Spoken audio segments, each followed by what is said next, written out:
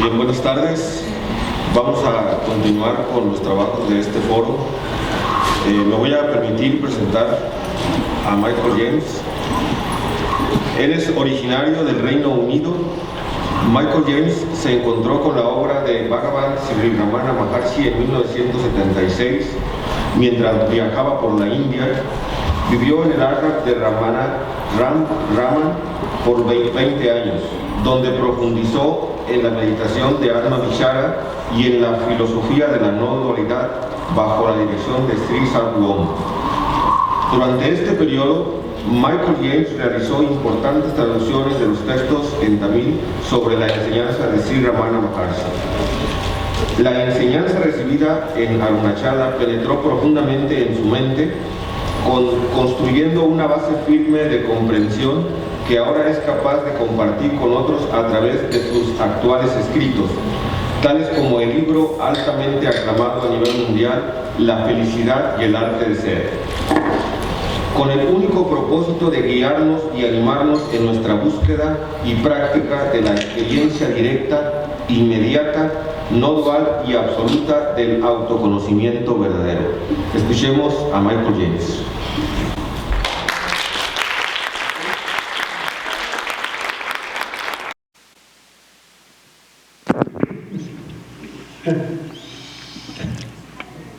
Hola, namaste. I'm sorry I'm not able to talk in Spanish. Lástima que no les pueda yo hablar en español. And I'm also not a very Y experienced speaker, so my tampoco soy necesariamente un orador público muy experimentado, por lo cual puede estar un poquito despulida la presentación. Estoy muy fuerte, muy suave, ¿cómo estoy hablando? ¿Bien? Todo el tiempo estoy clasificando mi voz, no sé si demasiado, pero bueno. El tema que se me pidió que tratara era la inteligencia espiritual y la pregunta de quién soy. Y me detengo a decir lo que yo entiendo por inteligencia espiritual. Entiendo que significa lo mismo que Vivek en sánscrito: separación, discernimiento, juicio, y en el contexto de la espiritualidad significa la capacidad para distinguir entre lo que es real y lo que es irreal, la realidad de la ilusión. Y del SIA, del SINC, es el término. Pero mi razonamiento para interpretar la inteligencia espiritual en esta forma es que la etimología latina del término inteligencia viene de entre y letere, escoger, escoger, es decir, distinguir una cosa de otra, y que es muy similar al término sánscrito. Y la inteligencia espiritual, ¿qué es espiritual? Bueno, espiritual es aquello que no es físico y no mental tampoco. Es lo que subyace a lo físico y a lo mental. Es la base de la cual aparecen todas estas cosas. La naturaleza del espíritu es la conciencia a través de la cual todo lo demás aparece. Es la luz que ilumina toda nuestra experiencia, ilumina nuestra percepción del mundo, etc. La inteligencia espiritual significa distinguir lo espiritual de lo mental y de lo material, lo cual nos trae a la pregunta de quién soy. Porque ¿quién está consciente de todo esto? Todo lo que experimentamos, nuestra conciencia forma la base de todo eso.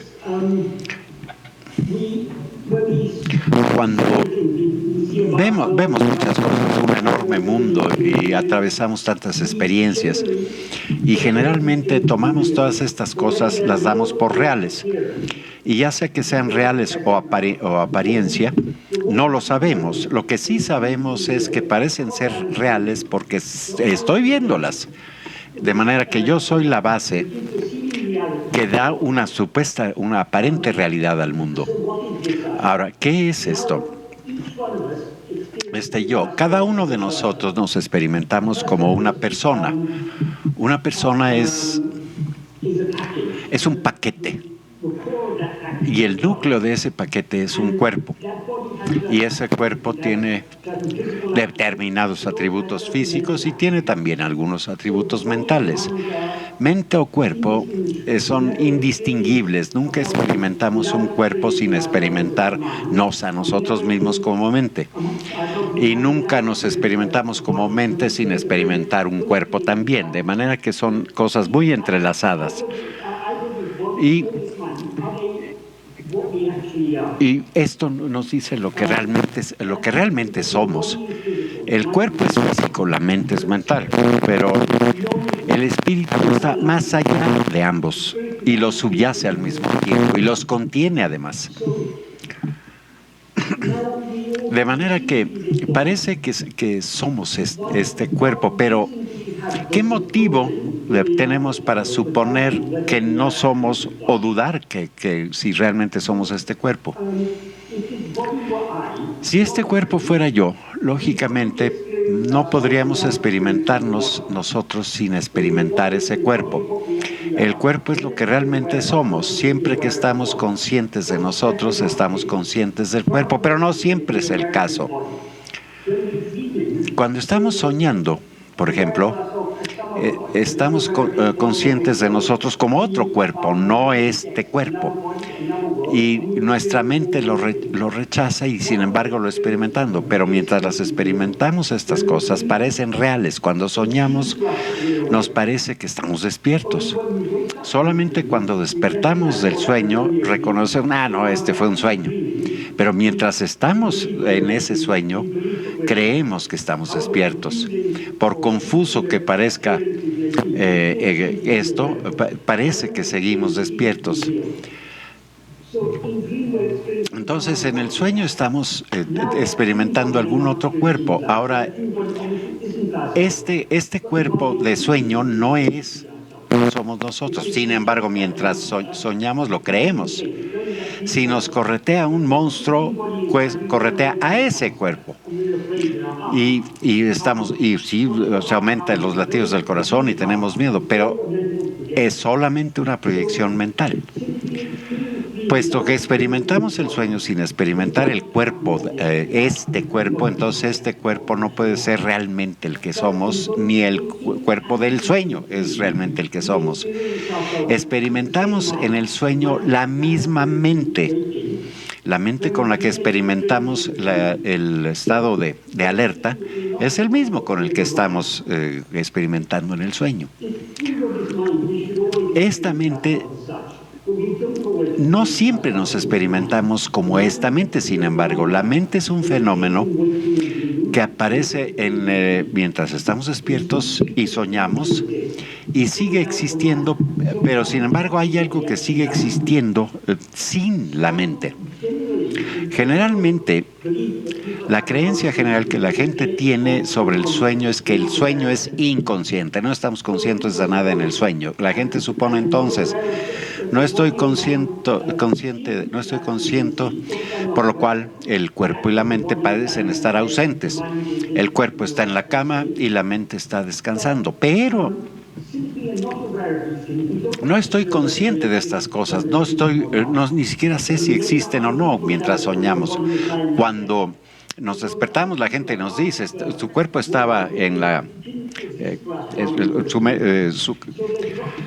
su cuerpo estaba en la cama, ¿no? Pero tenemos muchas certezas para dudar nuestras experiencias. En el sueño, estamos ciertos en creer que el sueño es un estado en el que no hay conciencia. Si no la hubiera, no tendríamos conocimiento de ningún otro estado más que el despierto y el del sueño. No tendríamos conciencia de un hueco entre los dos. Nada más consideraríamos que son alternativas. Pero sí estamos conscientes de que hay un hueco entre estos dos estados. Hay una brecha. Y durante esa brecha no experimentamos nada, pero cuando despertamos del sueño sí podemos distinguir. Si estábamos soñando, sabemos que estábamos soñando. Y si tuvimos un gran sueño sin sueños, lo sabemos también. ¿Cómo? Si no estábamos conscientes cuando estábamos dormidos. Pero es cierto, no estamos conscientes de nada en el sueño, pero para entender qué tipo de conciencia experimentamos mientras soñamos, necesitamos distinguir entre la transitiva y la intransitiva. Esas dos conciencias, la transitiva es estar consciente de cualquier otra cosa que no seamos nosotros. Esa es la transitiva. Como ahorita es esto que nos rodea aquí donde estamos. Y estamos conscientes de nuestros pensamientos, sentimientos, emociones. Todos estos son cosas de las que estamos conscientes. Y esta es conciencia transitiva. Pero para estar conscientes de algo, pues hay que estar conscientes primero. Y para poder estar conscientes no tenemos que estar conscientes de nada. En el sueño estamos conscientes, pero no de nada. Y en el despierto estamos conscientes y estamos conscientes de lo que nos rodea, de las cosas. Entonces, el hecho en sí de estar conscientes es la conciencia intransitiva. No es conciencia de, sino conciencia. La autoconciencia es intransitiva. Cuando estamos conscientes de nosotros mismos, no estamos conscientes de un objeto. Nos confundimos nosotros mismos con este cuerpo y decimos el cuerpo es un objeto y parece que somos ese objeto. Y cuando soñamos, no observamos el sueño como observamos una película en el cine, sino que participamos en el sueño, nos experimentamos como un sueño, como una persona en ese sueño. Y nuestra autoconciencia está mezclada con la conciencia de ese cuerpo y confundimos ambas cosas, y cuando estamos soñando, soñamos con el cuerpo de sueño, pues, y lo experimentamos. Pero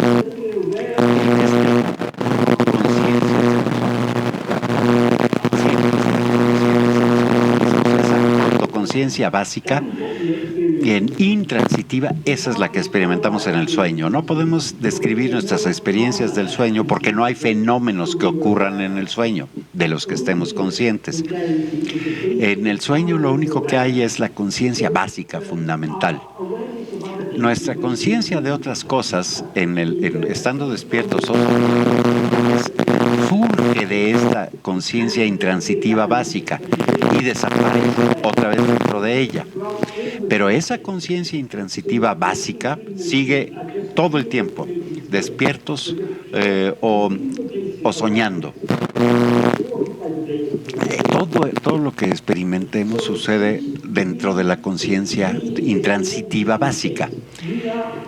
Es decir, seguimos siendo nosotros en los tres estados. Cuando otras cosas aparecen, parece que somos este cuerpo, pero cuando otras cosas no aparecen, parece que no estamos dentro de este cuerpo, pero seguimos conscientes de nosotros mismos. Esto es usar nuestra inteligencia para distinguir y lo que parece que somos de lo que realmente somos. Pero ahora estamos hablando de estas cosas, estamos expresando las ideas, las palabras, expresar ideas, las ideas. La mente que está funcionando ahora en esta forma, pensando todo eso, son la autoconciencia básica, sigue estando en el reino de las ideas y los pensamientos, de la que nos dice eso. De manera que a base de la discriminación intelectual podemos entender que no somos, pero no nos facilita el experimentar lo que sí somos.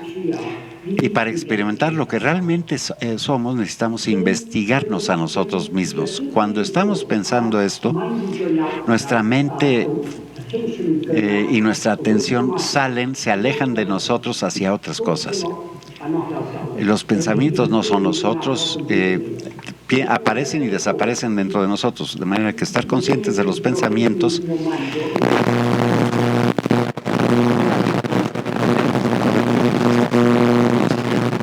que usted en tu mente y todo, aún dentro de los pensamientos y emociones, es sacar nuestra conciencia hacia otras cosas que no son el ser, el yo. Para realmente experimentar lo que somos,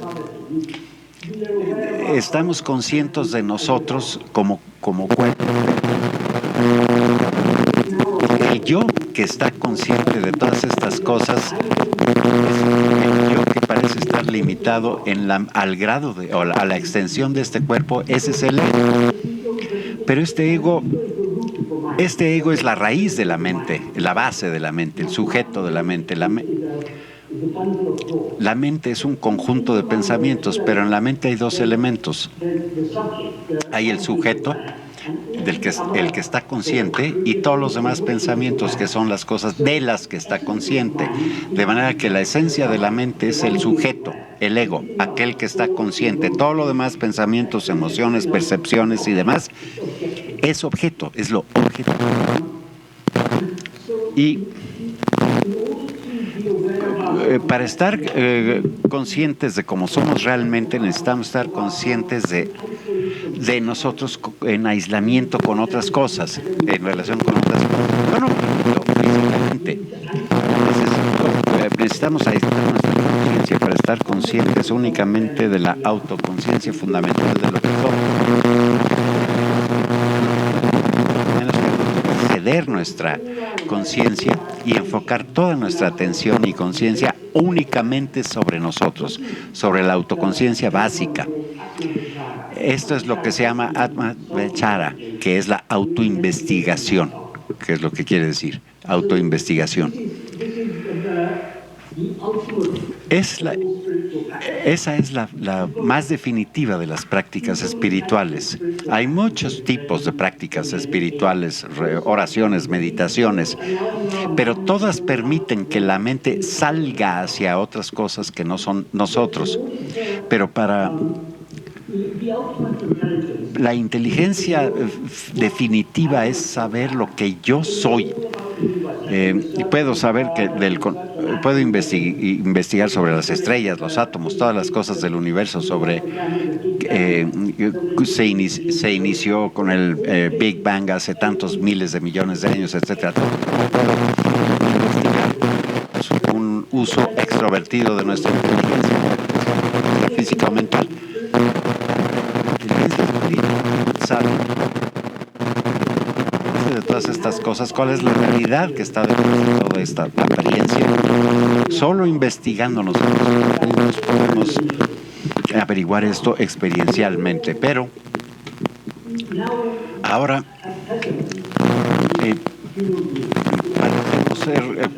como seres humanos, bueno, pues tenemos todas nuestras limitaciones, apegos, deseos, esperanzas, ambiciones, amores, temores, todas estas cosas están presentes. De manera que no es fácil para nosotros el dejar que se vaya todo lo demás y que nosotros nos volteemos hacia adentro. Para hacer esto tenemos que dejar no solo todo lo demás, sino el ego, que es el que está consciente de todo lo demás, hay que dejarlo ir. Esa es la ruta espiritual definitiva. Todo finalmente conduce a este camino, todas las rutas espirituales. Si tenemos ahora la inclinación y la curiosidad de saber lo que somos y de seguir esta ruta, tal vez no sea una travesía breve. No sé si conocen esta historia de este adolescente, 16 años, que de repente le llega el miedo a la muerte intenso, y le llegó ese temor y se empieza a pensar en nosotros. Cuando tememos eso, pensamos en esposa, hijos, etcétera. Todo lo que asociamos con nuestra vida, tememos perder todo esto, de modo que nuestra mente sale. Pero cuando le llegó a Bhagavan, a este muchacho, empezó a pensar, ¿qué es morir? Morirá el cuerpo, pero moriré yo con él. Y su mente penetró hasta tratar de averiguar qué es lo que soy. ¿Soy este cuerpo o algo que seguirá adelante cuando este cuerpo ya no esté? Fue una respuesta espontánea ante ese temor. Y durante un momento se experimentó a sí mismo como es. A la gran mayoría de nosotros no nos va a pasar en esta forma, pero si alguien es capaz, sin embargo, de lograr esto, como si fuera sin esfuerzo, es porque el esfuerzo ya lo hicieron previamente. Si nos sentimos inclinados a tomar esta ruta, iniciamos una travesía que parece larga, que requiere paciencia y perseverancia. Tenemos que tener esa dedicación para llegar finalmente a esa meta y saber lo que somos. Esto no es algo egoísta. Egoísta es... lo que gratifica al ego es egoísmo, pero esto es investigar el ego para ver si el ego es real. Y cuando volteamos hacia adentro, este ego parece existir en tanto estemos conscientes de otras cosas. Cuando investigamos, el ego mismo desaparece. De manera que es casi la antítesis, es una absoluta autonegación, autorrendirse, pues.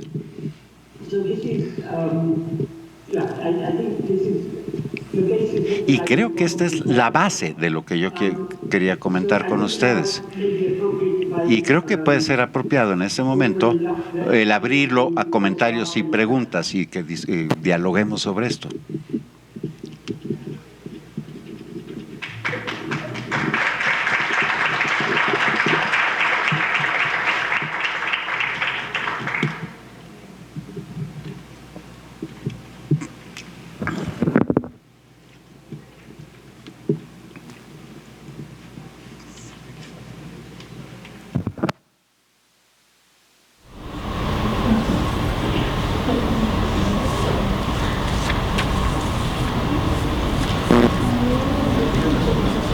Aquí tengo la mía. Sí. Sí. Señor, 10 preguntas.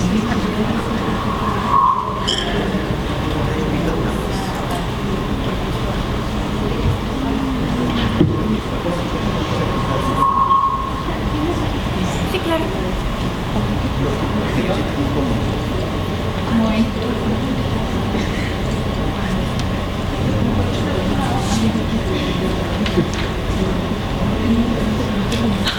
Con un correo.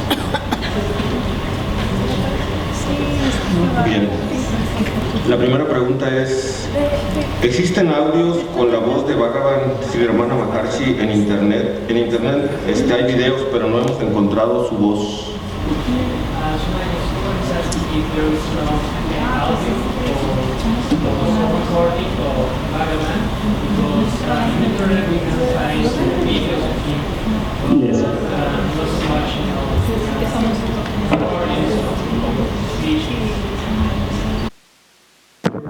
Su voz nunca se grabó. Una vez hubo algunos que esperaban grabar su voz por allá de los 1930s. Y el equipo de aquel tiempo no es como el de ahorita, donde puede uno grabar donde sea. En aquel tiempo era muy bromoso y estorboso el equipo para grabar audio. Entonces se fijó todo este equipo, se instaló, etcétera, y se esperaba que él dijera algo, pero no dijo nada. Y después de largo rato, finalmente se dieron por vencidos y volvieron a empacar el equipo y le dijeron, Bhagavan, esperaban grabar tu voz para la posteridad, porque sería muy bueno que tu voz se preserve. Y dijo, mi voz es la voz del silencio, mi voz es silencio. Ya lo hicieron, ya lo grabaron. De manera que así podemos escucharlo todavía.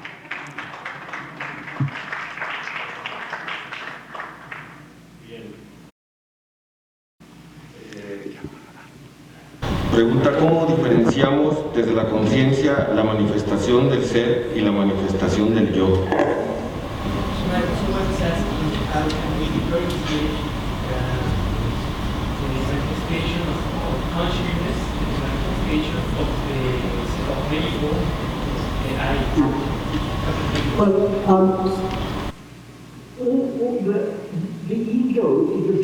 El ego es la base de todas las manifestaciones, de toda la apariencia, todo lo que parece como fenómeno. No hay fenómeno que esté continuamente presente. Aparecen y desaparecen. La apariencia y la manifestación de los fenómenos y su desaparición o su cesación, tanto al estar alerta como soñando, son estados de manifestación. Lo que permanece en el sueño es lo que permanece aún ahorita, la conciencia basal o básica. Ahí no hay fenómenos. Los fenómenos aparecen y desaparecen en ella, en esa conciencia. Y si podemos aislar esa conciencia intransitiva, pura, básica, ahí nada se manifiesta más que ella misma. Y esa conciencia está presente en el sueño, en los sueños y en la alerta, en el estado de alerta, de vela. Nuestra mente no está allí, el ego no está allí en el sueño como para recordar la experiencia, de manera que no podemos ahora recordar. Estamos conscientes de que dormimos y deducimos que estuvimos conscientes en el sueño, pero no recordamos el contenido del sueño porque no hay contenido en el sueño. La mente y el ego están conscientes de las cosas, y cuando no hay nada, el ego mismo no está. Y el ego nunca podrá concebir de un estado de pura conciencia sin contenido, sin manifestación. De nuevo, estamos utilizando nuestro intelecto para entender estas cosas, pero no podemos usando el intelecto en esta forma, no podemos realmente experimentar esa conciencia pura. Tenemos que voltear nuestro intelecto, mente y atención hacia adentro, hacia nosotros, no permitir que salga a experimentar ningún fenómeno, por sutiles que sean. Soy yo el que experimento esto y tenemos que voltear nuestra atención a eso. Cuando estamos investigándonos a nosotros mismos, no necesitamos plantear la pregunta. De lo que estemos conscientes, cualquier cosa que se manifieste en nuestra conciencia, estamos allí para estar conscientes de ello. Siempre es esa la base de toda manifestación. Somos como la pantalla de una sala de cine. O sea, nosotros, la autoconciencia básica. La pantalla, allí está. Se proyecte algo sobre ella o no. Allí está.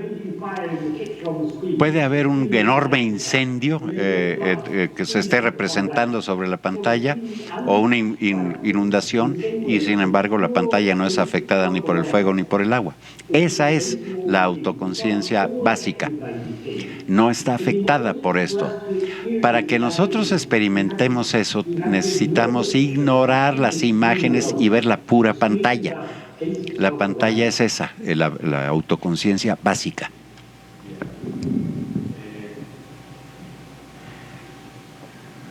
Desde su experiencia en el camino de la indagación, ¿puede surgir el miedo a la muerte como una respuesta al ejercicio de la práctica de la indagación? ¿Qué recurso espiritual se tiene para continuar con la práctica?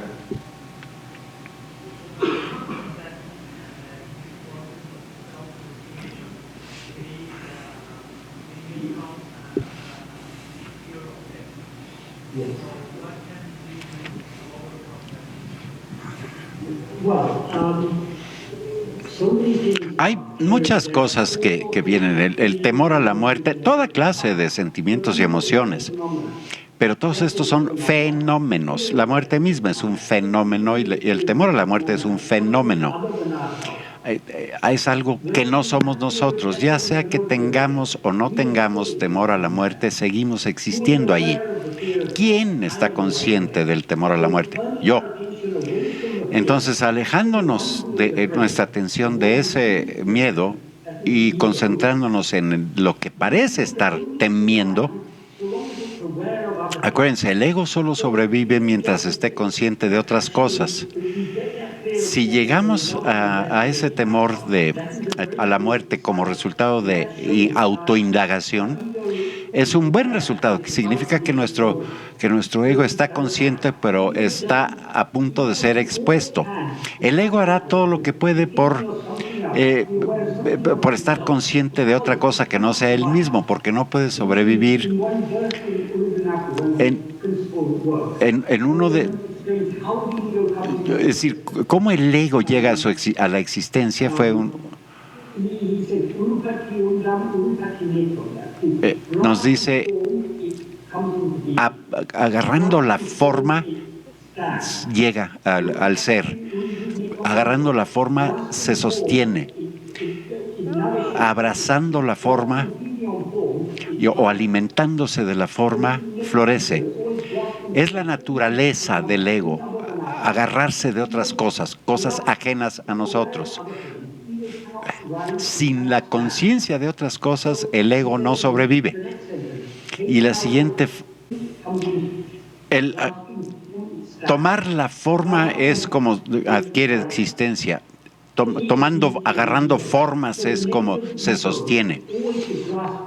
La naturaleza del ego es siempre agarrarse de algo, adherirse a algo. Forma quiere decir fenómeno. Adhiriéndose a algo es como florece y se sostiene el ego. Y finalmente dice, en tanto permitamos que nuestra atención vaya hacia afuera, vemos el ego. Si la volteamos hacia nosotros mismos, el ego no se sostiene sin agarrarse de otras cosas. Entonces vuelve a su fuente. Gracias por compartir con nosotros su espíritu. ¿Considera que en la educación escolar se puede fomentar el autoconocimiento, el conocimiento del yo soy? ¿En qué forma?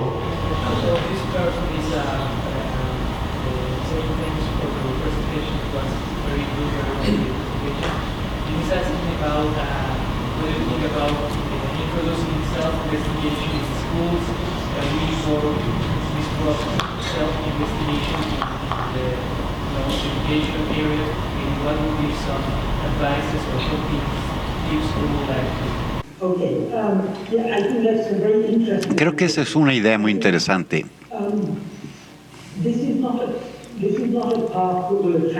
Esto no es una ruta que atrae a todos. La gente tiene muchos intereses y preocupaciones en la vida, pero sí creo que es bueno en un ambiente educativo el poner estas ideas en las mentes de los niños y fomentarles el que piensen en estas cosas ellos mismos. Algunos no se interesarán para nada en ello, pero los niños son por naturaleza muy curiosos. Los niños aprenden porque es un proceso natural aprender. Tienen esa curiosidad inherente a ellos. En realidad, si tenemos una actitud infantil hacia la vida, aprenderemos toda la vida, aunque tengamos 80 o 90 años. Ese es un proceso humano natural. Y el periodo más rico de aprendizaje es cuando somos jóvenes. Sembrando estas ideas en las mentes, en los niños, no diciéndoles tienes que creer esto y esto, sino diciéndoles piensa en esto, preguntándose, ¿no? ¿Somos de veras esta mente? ¿Somos de veras este cuerpo? ¿Tienes curiosidad por saber qué eres realmente? Es decir, estimular esa curiosidad. La idea de Charan investigación. ¿Por qué investigamos todo, cualquier cosa, si no somos curiosos? La curiosidad es el inicio de todo esto. Yo nunca he dado clases a niños, ¿no? No he sido maestro en ese sentido, pero me parece que la función de un maestro es estimular la curiosidad en la mente del niño. Podemos hacer que el niño aprenda información, pero esa no es verdadera educación. La verdadera educación quiere decir conducir hacia afuera. Conducir hacia afuera, en este caso, su curiosidad, para que ellos mismos quieran aprender estas cosas. Así que sí es bueno introducir estas ideas en ellos, no como una religión, conjunto de creencias y esto debes de creer y demás.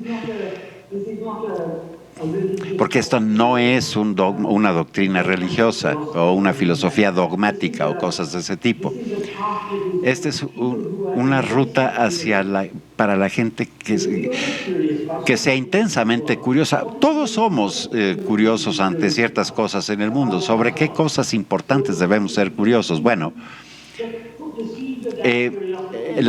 es simplemente poner la semilla de esa curiosidad en la mente de los niños, y algunos lo aprovecharán de inmediato, otros tendrán poco interés, otros después de muchos años o después de X experiencias de la vida van a recordar lo que se les enseñó hace tantos años.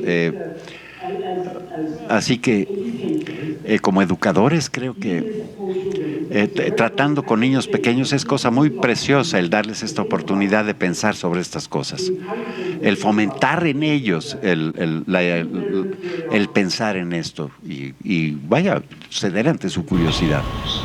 Sí. Pregunta si hay alguna evidencia que me permita saber que he caminado o avanzado en el conocimiento de mí mismo, es decir, alguna señal en el camino de la indagación.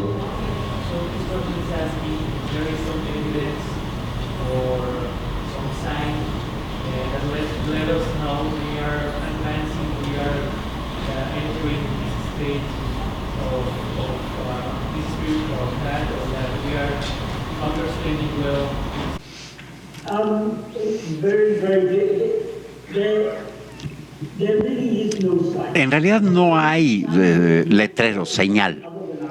Lo que busquemos será algo que no somos nosotros, y aquí lo que estamos tratando de encontrar es qué somos nosotros. Si buscamos señales, esas mismas señales son algo ajeno a nosotros. La única señal de avance que Bhagavan admitía, la única señal del progreso, decía, es la perseverancia. Si perseveramos, de modo que a pesar si tratamos a veces de jalar la mente hacia adentro y se vuelve a salir. Cuando un niño aprende a caminar, tiene que levantarse, tropezarse, volver a caer X número de veces, pero ¿alguna vez han visto uno que se dé por vencido? No, perseveran y perseveran. Creo que debemos ser así también nosotros, perseverar hasta lograr el éxito. Con esa perseverancia, ese será el signo del progreso. Cuando vemos a un niño pequeño levantándose, cayendo, ya sabemos que logrará el éxito, pero solo mientras perseveramos. Dice, a veces de dormidos y hay sueños, al despertar con claridad, algunos escenarios son ubicados, pero otros no. ¿Qué pasa ahí con la conciencia transitiva y la intransitiva? ¿Qué tipo de inteligencia se manifiesta? La inteligencia no está en el fenómeno. La inteligencia se encontrará en nuestra capacidad para distinguir y juzgar cuáles fenómenos son reales, cuáles no lo son. Mientras soñamos, el sueño parece ser real. sea cual sea la situación extraña que aparezca ahí, a veces volamos, a veces nos encontramos con un amigo que murió hace muchos años y la mente nos dice, no, esto no es posible, pero porque está pasando estamos convencidos, somos convencidos por ello. Y nos da gusto ver a este amigo que murió hace tantos años y luego recordamos que murió hace X años. Pero en ese momento estamos convencidos de que es él. Y sabemos que no deberíamos de ser capaces de volar y sin embargo en el sueño sí volamos. Y hasta nos preguntamos, ¿es tan fácil? ¿Por qué no lo hemos hecho antes? Nos convencemos por lo que de inmediato experimentamos en ese momento. Ese es el poder de la mente para lo que experimente directamente en ese momento, así lo damos por hecho. Ahora, cuando soñamos, el sueño parece real y a veces no lo parece. La diferencia es que la diferencia de que todo lo que experimentamos en los sueños parezca real es que allí experimentamos el sueño, el cuerpo de sueño como nosotros mismos y lo experimentamos como nosotros, por lo cual parece real. Parece parte del mundo en el que aparece, es parte del mundo en el que aparece y todo el mundo aparece como real, en el sueño, repito. Mientras lo estemos experimentando parecerá real. En el instante en el que despertamos, la conexión con nuestro cuerpo de sueño, cuerpo onírico, desaparece. Y entonces decimos, fue una proyección mental, no era real. Pero pareció real mientras fuéramos parte de ese mundo.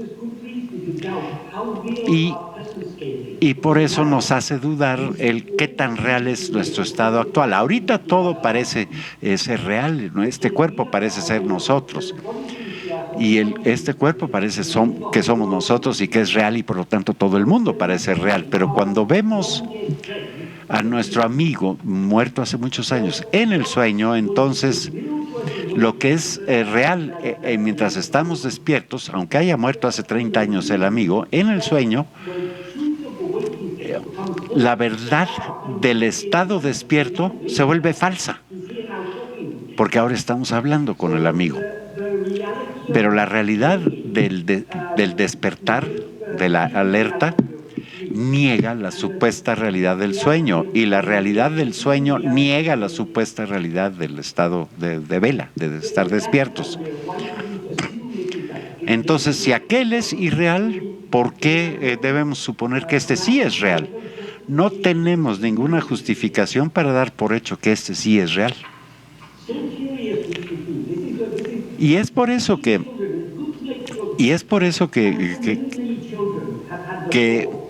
hay, de seguro muchos niños han tenido el pensamiento de si de veras esto será un sueño. Pero los maestros les dicen, no, esas son tonterías, esta es la realidad, estás despierto, olvídate de eso. Pero esas ideas no deben ser descartadas, deben ser fomentadas. De ahí nace la curiosidad espiritual, cuando la curiosidad filosófica, la metafísica, cuando cuestionamos si todo esto de veras es real o simplemente es otro sueño. Esas ideas vienen a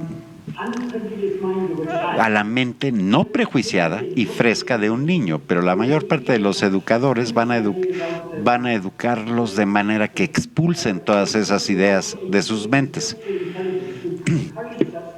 Pero educar la inteligencia espiritual debería ser fomentar este tipo de ideas. Bien. La siguiente es, ¿cómo afecta el uso de drogas el proceso de autoindagación, autoinvestigación?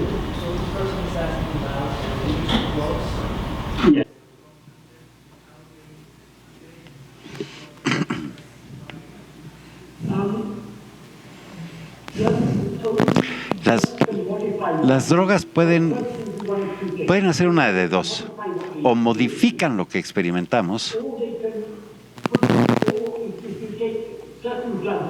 o ciertas no. Por ejemplo, para una droga nos pone a dormir. O en un estado como el sueño, eliminan los fenómenos, pero hay otras que modifican lo que experimentamos. Cuando yo era joven intenté,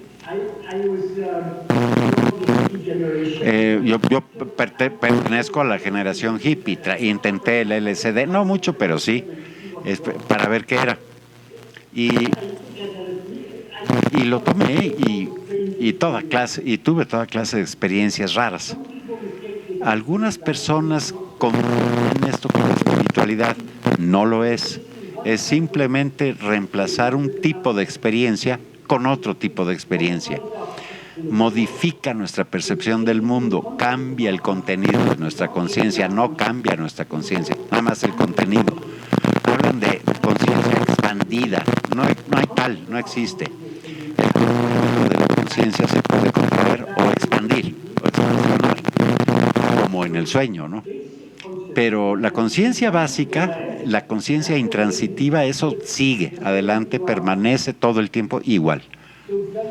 Así que las drogas realmente pueden, sí, desde luego pueden dañar, pero no necesariamente dañan, nada más no excederse. Pero realmente no son una experiencia espiritual. Muchos sadhus toman una forma muy refinada de ganja o hashish o como se le llame, en una forma muy refinada y experimentan muchas alucinaciones. En los Himalayas yo conocí varios que consumen esto y atraviesan la hoja y demás, la muelen y sacan un proceso de purificación y logran enormes experiencias, más vívido, más brillante, etcétera. Pero esa no es espiritualidad.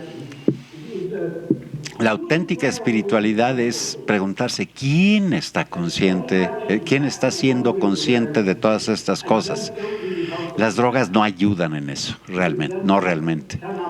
Como les digo, nada más avientan la mente hacia afuera las drogas. Sí, y la última pregunta sería, la que pregunta cuál fue su experiencia a lo largo de los años que vivió con Ramana Maharshi, pero debe ser yo creo con Sri Sadhu. So this person is asking about your experience in Sri Ramana, your experience with Sadhu. What was his experience? Well, I lived for 20 years of my life. Yo viví 20 años de mi vida, de los 20 a los 40 años allá, y durante los primeros 8 estuve con Salwan, periodo mágico de mi vida realmente, no sin dificultades, toda clase de dificultades tuve cuando estuve, dificultades con el mundo externo. La India no es... La gente va a la India a encontrar la paz, pero la India no es un país pacífico, no lo es. Hay toda clase de problemas de todo tipo. Pero fue una época, para mí, mi verdadera educación. Mis padres invirtieron miles de libras esterlinas en mandarme a diversas escuelas. Mi verdadera educación fue allá, en la India, sin embargo. Pero lo aprendí de las cosas externas y de la ruta espiritual que quería yo seguir. Muchas cosas internas. Tenemos todos muchos deseos y pasiones, pero estas cosas llegan más fuertes a la mente cuando tratamos de seguir esta ruta. Por ejemplo, durante casi 20 años viví vida célibe y mucho de ese tiempo mi mente no se perturbó, no pensaba yo en el hecho de que estaba yo célibe. Pero cuando llegaban a la superficie de mi mente esos pensamientos, llegaban con tal fuerza que era incontrolable casi. Entonces hay toda clase de cosas. Bhagavan decía que cuando medito toda clase de pensamientos surgen. Bhagavan decía, todo lo que está dentro tendrá que salir si no se despeja. No se despeja. Tenemos que estar listos para enfrentar todo eso y dejar que salga, pero no dejar que nos lleve. Si esos pensamientos llegan a nosotros, no hay cuestión de actuar sobre ellos, sino tratar de voltear nuestra atención hacia adentro. ¿Quién está teniendo? Y muchas veces fracasaremos, como el niño que aprende a caminar y que sigue cayéndose. Tenemos que estar dispuestos a caernos muchas veces hasta aprender. Y caeremos tantas veces que, bueno, pero hay que seguir, sin embargo, porque nada vale más la pena que esto. Para mí, esos 20 años en la India, les digo, tuve toda clase de experiencias, fuera y dentro. Y la gente cree que si uno va a un lugar espiritual, todo el mundo va a ser santo y todo el mundo. No, no es así. En un lugar espiritual, ¿cuánta política recibe uno? ¿Cuántos celos, envidias, ego y todas estas cosas se manifiestan? Y una vez le dijo a Bhagavan alguien le dijo, ¿cuál es el lugar más? Quería yo pensar que este era el lugar más santo del mundo, pero ¿por qué vemos tanta gente mala y tantas manifestaciones aún ante tu presencia, Bhagavan? Tanto ego y todo eso. Y dijo Bhagavan, si tú pones una olla en el fuego, el agua hervirá y saldrá vapor y hará ruido y todo eso, hasta que todo lo que está dentro de la olla se evapore. Mientras tanto seguirá hirviendo. Bueno, pues este lugar es el fuego. Este es el fuego del jnana, del verdadero conocimiento. La gente viene aquí y cuando vienen, lo peor del mundo saldrá de ahí. Pero ese es precisamente, al salir, al final se encontrará lo bueno. Hay una historia tradicional en la India, donde había un océano lechoso, en donde había el néctar de la inmortalidad. Pero para sacar el néctar de ese océano lechoso había que batirlo como para sacar mantequilla de leche. Bueno, ¿cómo se le hace para batir todo un océano? Entonces hicieron una enorme cuerda, porque lo hacen en la India con una cuerda, jalándola para atrás y para adelante, así baten la leche. Entonces, en realidad esa cuerda era una gran serpiente mítica de allá. Bueno, entonces estaban haciendo esto y todos los dioses y demonios eran los que estaban jalando para un lado, dioses para un lado, demonios para el otro lado, jalaban la cuerda. Cuando el néctar empezó a salir, había habido una competencia entre dioses y demonios, a quién le toca primero el néctar. Lo que llegó primero, sin embargo, era un veneno, el Hara Visham. Eso salió primero, antes que el néctar. Y ninguno de los dioses ni demonios podían beber ese veneno. El señor Shiva tomó ese veneno y por eso su garganta es azul, porque en las pinturas tradicionales la garganta es azul, porque tomó ese veneno. Es alegoría esta historia, que significa las impurezas de toda la mente. Y para encontrar la gema final pura dentro de nosotros,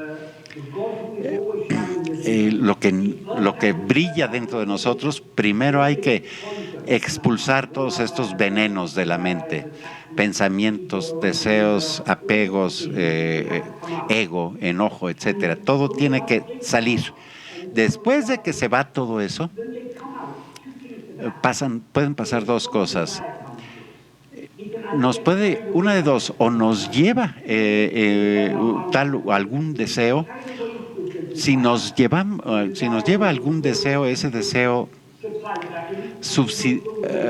bajará y ahí seguirá. Es decir, se regresa y tiene que volver a salir. Ahora, si evitamos eso, entonces debilitamos la semilla de ese deseo, si no nos dejamos llevar por él. Cada vez que nosotros volteamos nuestra atención otra vez hacia adentro en vez de hacia afuera, junto con tal o cual deseo o emoción. Y así poco a poco neutralizamos el veneno dentro de nosotros hasta que encontramos el néctar. Pues vamos a terminar aquí la sesión agradeciendo a Michael James su valiosa plática de esta tarde. Aquí la comunidad holista pues está sumamente curiosa y llena de curiosidad, tratando de transitar en el camino de la conciencia. Muchas gracias a todos ustedes y a Michael James.